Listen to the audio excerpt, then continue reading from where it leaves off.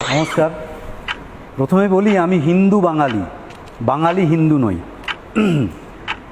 ৭১-এ যারা বাংলাদেশ থেকে পালিয়ে এসেছিলেন আমাদের পশ্চিমবঙ্গে এবং তাদেরকে আমাদের ভারতবর্ষ আশ্রয় দিয়েছিল, তাদের সমস্ত কিছু মনে আছে। তাদের সেখানে কত বড় পুকুর ছিল, সেই পুকুরে কত বড় রুই মাছ ছিল সেটা মনে আছে। সেই পুকুরের পাশে নারকেল গাছের যে সারি ছিল তাতে কত বড় বড় নারকেল এবং ডাব হতো সেগুলো সব মনে আছে।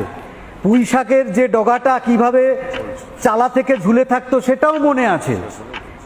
আমরা সমস্ত একাধিক সিনেমা দেখেছি ঋত্বিক ঘটকের, সেখানে সমস্ত যন্ত্রণার কথা তাদের মনে আছে।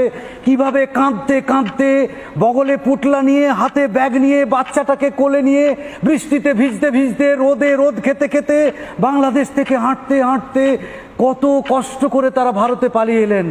শুধু একটা কথা কারো মনে নেই, কেন পালিয়ে এসেছিলেন।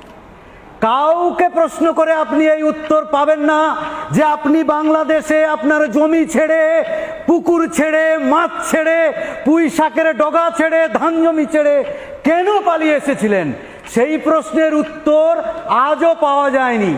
আর এটাই চক্রান্ত বামপন্থী মৌলবাদ এবং ইসলামিক মৌলবাদ, যারা ভারতবর্ষে কংগ্রেসের সঙ্গে হাত মিলিয়ে ভারতবর্ষের ইতিহাসকে পরিচালনা করেছে, তাদের চক্রান্ত। তারা এই কথাটা ভুলিয়ে দিয়েছে যে কেন পালিয়ে এসেছিলেন।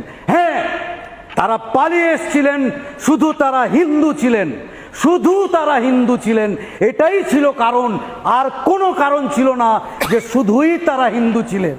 আর সেইটা মনে করিয়ে দেওয়ার জন্য বর্তমানে ইউনিশ সরকার আবার মনে করিয়ে দিচ্ছেন যে তোমাদের যে মারা হচ্ছে, তোমাদের যে মুচলেকা লিখিয়ে চাকরি থেকে সরিয়ে দেওয়া হচ্ছে, এর অন্য কোনো কারণ নেই। তোমাদের এখানে বাড়িও আছে, দোতলা বাড়ি আছে, জায়গা জমি পুকুর সব আছে, কিন্তু শুধু তোমরা হিন্দু, শুধু তোমরা হিন্দু, এই জন্যই তোমাদেরকে মারা হচ্ছে।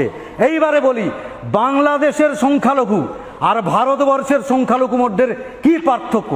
বাংলাদেশের সংখ্যালঘুরা ওখানে রেপ হচ্ছে, মার্ডার হচ্ছে, আর ভারতবর্ষের সংখ্যালঘুরা, সিদ্দিকুল্লাহ চৌধুরীরা, কাসেম সিদ্দিকিরা ধর্মতলার বুকে দাঁড়িয়ে হিন্দুদের কল্লা কেটে নেওয়ার জন্য ফতোয়া জারি করছে। ভারতবর্ষের সংখ্যালঘুরা বন্দে ভারত এক্সপ্রেসে পাথর ছুঁড়ছে, ভাঙচুর করছে। ভারতবর্ষের সংখ্যালঘুরা, আরো বেশি করে বলবো পশ্চিমবঙ্গের সংখ্যালঘুরা, ধুলাগড়ে অবরোধ করে দিচ্ছে, ট্রেন জ্বালিয়ে দিচ্ছে, বাস জ্বালিয়ে দিচ্ছে। এটা হচ্ছে ভারতবর্ষের সংখ্যালঘু।